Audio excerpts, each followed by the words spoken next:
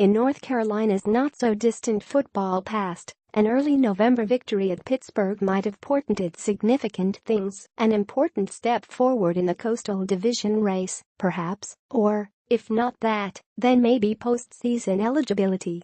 For the Tar Heels, those goals long ago became impossible to achieve. They arrived at Heinz Field on Thursday night a battered, bruised bunch, both in the literal and figurative sense, and UNC's goals, once so grand, had been reduced to the most basic of sporting objectives: just win a game. Any game. And at last, victory came. The Tar Heels' 34-31 victory at Pitt on Thursday night will not be remembered alongside the most special of Coach Larry Fedora's 6-year tenure. It will not be talked about years from now. It might, in fact, quickly fade from memory. And yet what an important victory it was too, for Fedora and his beleaguered players, who have watched the defeats and their fallen teammates pile up at such an alarming rate during the past 2 months. The Tar Heels had lost 6 consecutive games. More than a year had passed before Thursday since their most recent victory against a major conference opponent. Now those streaks of futility are over, and they ended in large part because UNC, so cursed during the fourth quarter this season, finally found a way and then held on. What did it mean, exactly? What was the significance of a victory, any victory, in this tortured, lost season? Listen to Fedora and his players explain it. During the post-game celebration in the locker room afterward, Fedora said there were a lot of smiles, a lot of happiness, some tears. There had often been one of those 3 things after UNC's games this season, but rarely the other 2. It's been too long, said Nathan Elliott, the Tar Heels' junior quarterback who made his first college start. We haven't had that feeling in too long. You walk into that locker room, you think we're 12-0.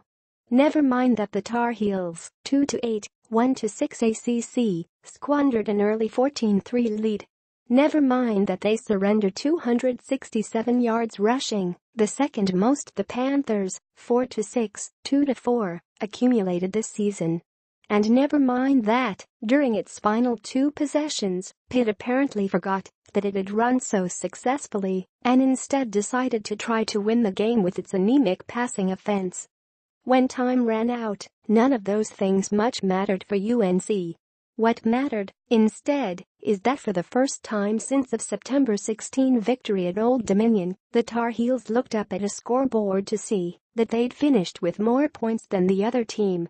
Pure joy, Cole Holcomb, the Tar Heels' junior linebacker, said afterward. Holcomb and his defensive teammates endured the punishment of Pitt's rushing offense throughout the first 3 quarters. In the final one, after the Panthers went away from the run, UNC stopped Pitt on its final 2 possessions. In between those, the Tar Heels reclaimed the lead they'd held for most of the game. They did so when Elliott, who completed 20 of his 31 passes for 235 yards and 2 touchdowns, threw a 3-yard touchdown pass to Anthony Ratliff Williams, the sophomore receiver, with about 6.5 minutes remaining. Though this game might fade from memory, Ratliff Williams' individual performance could endure. His 3-yard touchdown reception gave the Tar Heels their final lead, one they held onto. Long before that, on the first play of the game, Ratliff Williams returned the opening kickoff 98 yards for a touchdown. And between those 2 plays, he threw a 35-yard touchdown pass to Josh Cabrera. At other times during this bleak season, Ratliff Williams has been something of a bright spot for the Tar Heels. He shined on Thursday night too, though this time he finally had some company, Elliott with his composure on the game-winning drive, the UNC defense on Pitt's final 2 possessions. Fedora afterward spoke of his team's effort and its never die, never quit attitude, one he said, is personified by the grit that they have. And indeed, the Tar Heels have often played with grit, their 59-7 loss at Virginia Tech notwithstanding.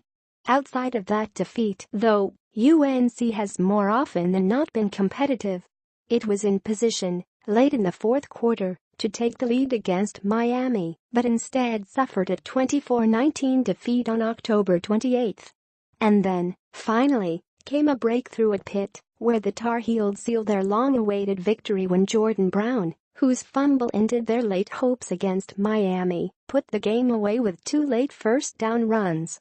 "Everyone was determined to close out the game, close out the win," Brown said afterward. "It was something the Tar Heels had yet to do this season. And yet they tried not to think about any of that, the losses or the failures in those defeats. Instead, they tried to think of Thursday as the start of a new 3-game season." Donnie Miles, one of 18 players UNC has lost for the season due to injury, came up with the idea earlier in the week. He spoke with his teammates about separating November from the misery of the recent past. "It doesn't matter what we did in the past and what our record was in the past," said MJ Stewart, the senior cornerback. "We want November to be the start of a new season and something we can build to next season. So I'm glad we're 1-0. In the final moments on Thursday night, the Tar Heels did something they hadn't done in a long while. They lined up, the seconds ticking away, and took a knee, their victory secure. Time ran out, and so began a jubilant celebration. It had been a long time coming.